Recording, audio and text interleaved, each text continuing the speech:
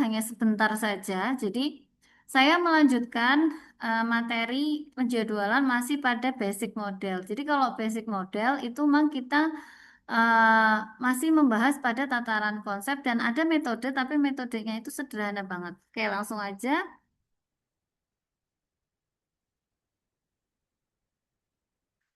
Jadi kalau kita memahami tentang penjadwalan, itu ada satu konsep yang kita nggak boleh kesampingkan ya, namanya konsep dominasi. Jadi kalau kita mau menjadwalkan serangkaian proses atau apapun itulah yang kita jadwalkan, maka harus ada yang dominan atau harus ada prioritas lah bahasa kita gitu.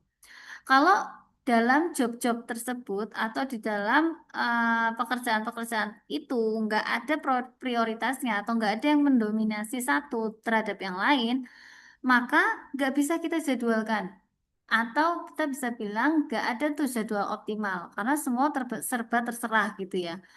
Nah, kita lihat di sini bahwa sifat dominasi itu adalah sifat apapun yang menentukan bagian dari himpunan semua urutan yang dapat dipastikan mengandung urutan optimal. Jadi kalau kita bicara tentang penjadwalan ya teman-teman, kita mau tanya nih, bikin jadwal yang optimal tuh gimana Bu? Maka harus kita pastikan dulu bahwa urut-urutan pekerjaan yang mau kita jadwalkan itu punya dominasi, punya prioritas gitu. Ya, kalau udah ada prioritas, udah ada dominasi, ini lebih penting dari ini tidak lebih penting dari ini, berarti kita bisa jadwalkan. Nah, kemudian poin kedua adalah dominasi itu mengurangi alternatif solusi yang perlu dipertimbangkan.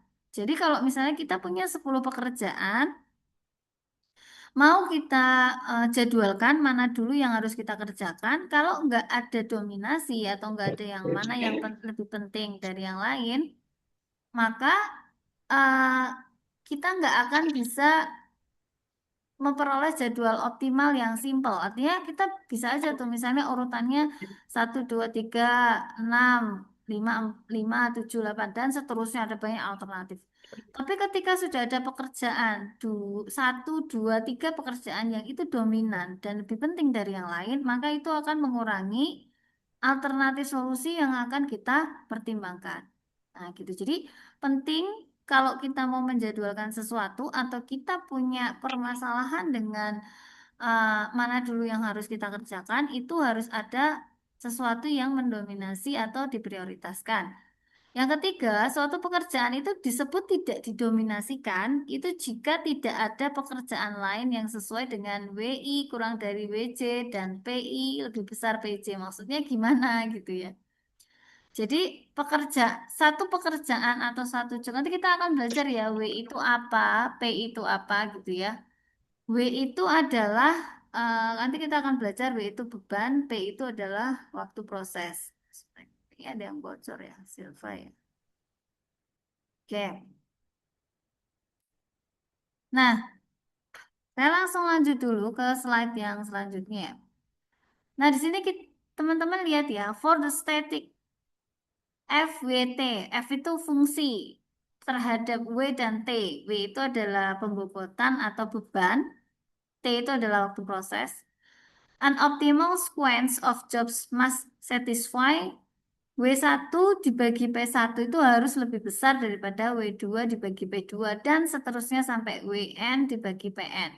Maksudnya gimana? Nah, jadi W itu adalah eh, beban ya, beban atau bobot. Semakin besar beban atau bobot, semakin tinggi prioritasnya itu semakin kita dahulukan. Sedangkan P itu adalah waktu proses. Semakin cepat waktu proses, semakin kita dahulukan gitu. Tapi yang kita pertimbangkan itu bukan cuma mana yang lebih penting atau mana yang waktu prosesnya lebih cepat. Karena kayak kadang kayak gini Hazel. Hazel pernah menjadwalkan nggak saya mau ngapain dulu gitu. Terus kalau kamu menjadwalkan tuh biasanya yang kamu pertimbangkan itu apa? Ketika kamu menjadwalkan sesuatu. Enggak, maksudnya gimana tuh? Waktu penyelesaian atau apa? Yang dipertimbangkan, saya mau ngerjain ini dulu, itu pertimbangannya apa?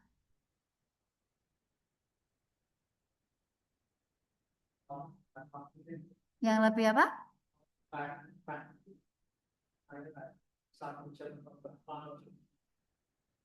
Berarti lebih ke lama enggak sih ngerjainnya gitu?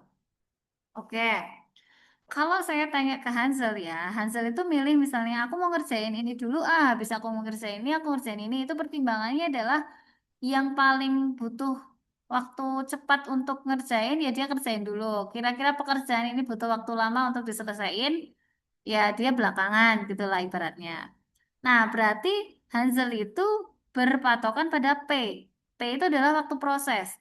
Mana yang waktu prosesnya cepat itu didahulukan, mana yang waktu prosesnya lama itu diakhirkan.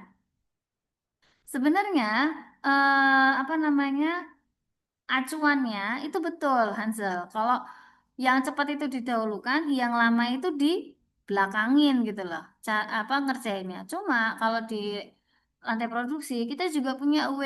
W itu adalah pembobotan tingkat kepentingan. Biasanya tingkat kepentingan itu berhubungan dengan apa? Berhubungan dengan deadline, berhubungan dengan keuntungan yang diperoleh dari proyek tersebut misalnya. Misalnya yang paling sering itu adalah deadline.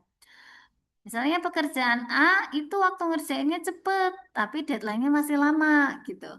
Atau sebaliknya, project B itu deadline-nya bentar lagi, tapi ngerjainnya lama banget, males gitu kan.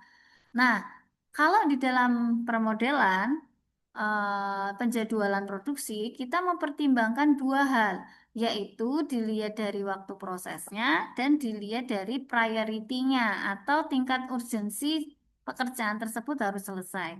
Nah, oleh karena itu, di dalam penjadwalan kita membagi antara W dengan P. Jadi W dibagi P ya. W itu menunjukkan tingkat kepentingan, P itu menunjukkan waktu proses. Nah, kalau teman-teman lihat di slide saya, itu B itu lebih dominan daripada A. Berarti kalau lebih dominan, harusnya dia dikerjain duluan daripada A ya. Nah, kenapa kok dominan? Kita lihat. Dari sisi W-nya, B itu lebih besar dari A. Berarti kalau dilihat dari prioritasnya, 5, B itu punya angka yang lebih prioritas, 5 dibandingkan A. Kalau dilihat dari waktunya, P-nya, B itu 8, A itu 10. Berarti B itu lebih cepat selesai daripada A. Nah, dari sisi manapun, entah itu W, entah itu P, B itu lebih dominan daripada A. Berarti B harus dikerjakan lebih dulu daripada A. Tapi sometimes kita ketemu case di mana A itu 3 misalnya, B itu 2 gitu. Kemudian A itu 10, B itu 8 gitu misalnya. Nah, kalau kayak gitu yang dikerjain duluan yang mana? Maka kita bagi. W dibagi P untuk A dan W dibagi P untuk B. Oke. Mungkin masih agak bingung ya. Kita nanti akan ke sini langsung ya. Jadi kalau misalnya kita lihat di sini contohnya, saya punya job A, job B, dan job C gitu ya. Kalau untuk menyelesaikan job A, saya butuh waktu 4 hari. Job B butuh waktu 2 hari dan job C butuh waktu 3 hari. Tapi kalau dilihat dari deadline-nya, C itu deadline-nya eh, pertama tuh. Deadline-nya pertama, A sama B deadline-nya barengan. Jadi bobotnya sama-sama 2. Nah, dalam kondisi seperti ini, mana yang harus saya kerjakan duluan? Nah, kalau dalam ini pakainya metode Smith ya, metode Smith rule. Dan Smith rule itu menggunakan rasio antara P dengan WJ atau WJ dibagi P sih sebenarnya sama aja. Itu menggunakan perhitungan tersebut. Jadi kalau kita bagi ya P per W itu 4 dibagi 2, 2 dibagi 2, 3 dibagi 1. Hasilnya seperti yang terlihat pada slide saya. Jadi kalau saya boleh simpulkan dari P per W itu mana yang saya kerjakan duluan. Ingat ya, kalau ya ini agak ada perbedaan sih. Kalau kita pakai ini, W1 per P1 itu yang paling besar itu dikerjain duluan. Tapi kalau kita pakai P1 per W, P per W, maka yang paling kecil itulah yang kita kerjakan duluan. Nanti coba saya akan perbaiki slide saya ya. Jadi saya akan pakai satu acuan mungkin ya, pakai W per P aja supaya teman-teman itu paham. Kalau kita pakai W per P, maka 2 dibagi 4, 2 dibagi 2, dan 1 dibagi 3. Maka kalau kita pakai W per P, maka yang dipilih pertama kali dikerjakan itu adalah yang nilainya paling besar. Karena ini saya balik ya, P per W berarti saya urutannya dari yang paling kecil ke yang paling besar. Jadi yang di apa namanya, yang dikerjakan dulu adalah B, setelah B itu A, dan setelah A baru C.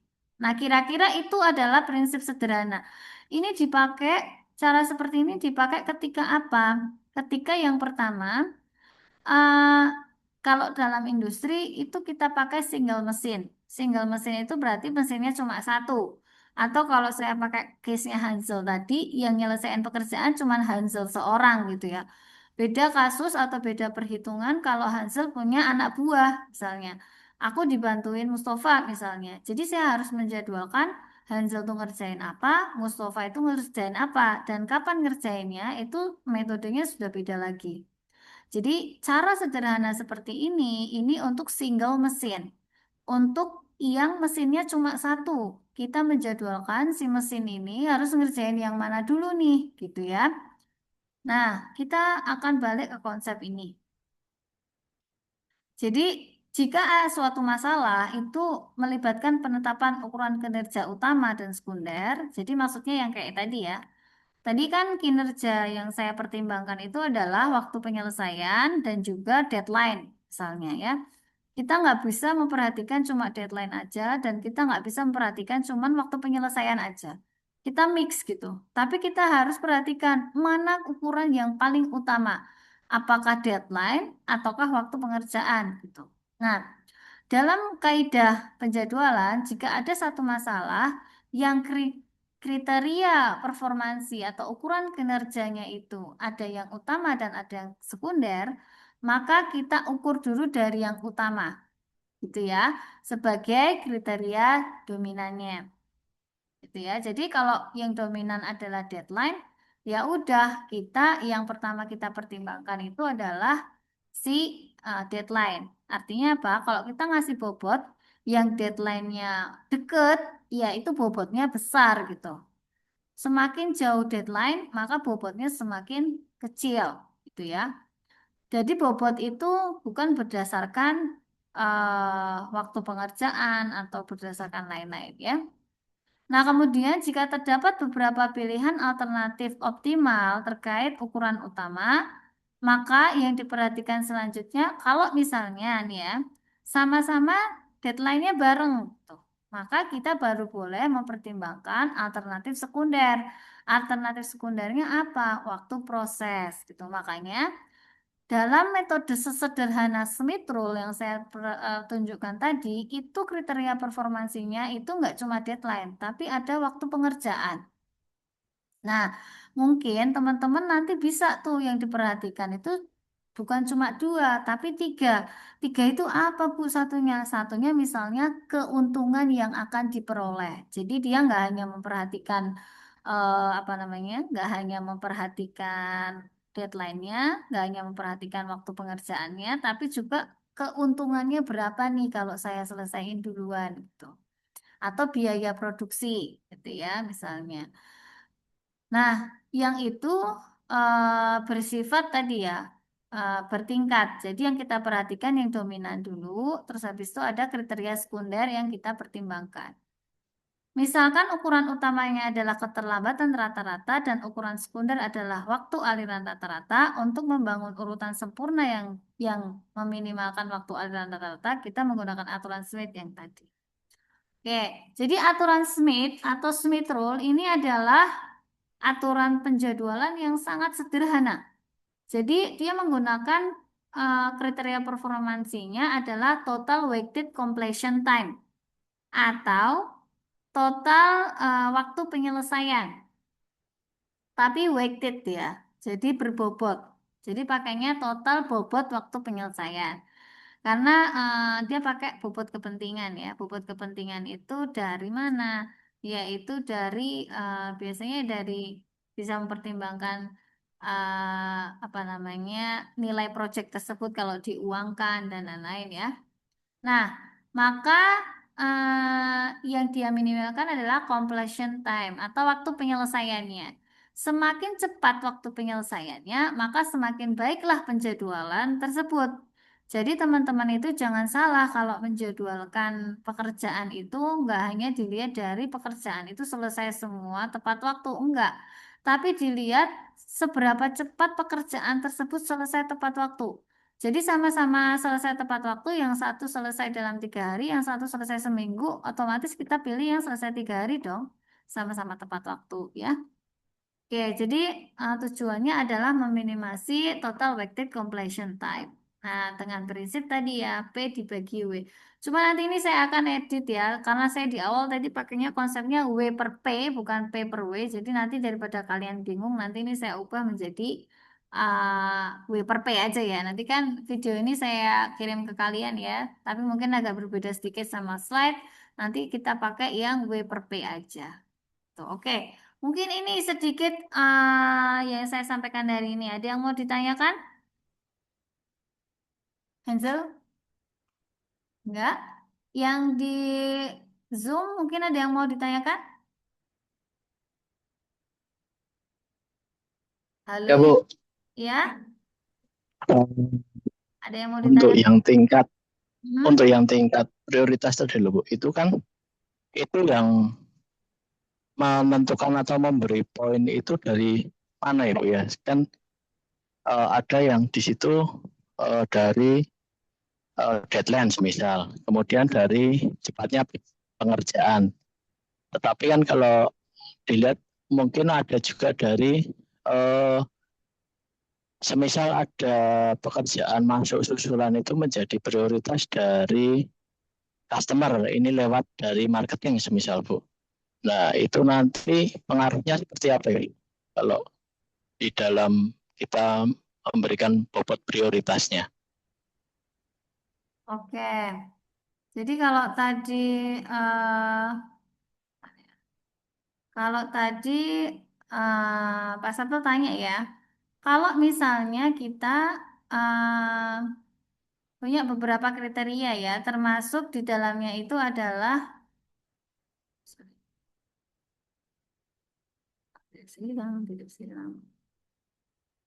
termasuk di dalamnya itu tadi kalau misalnya ada pesanan yang dadakan gitu ya.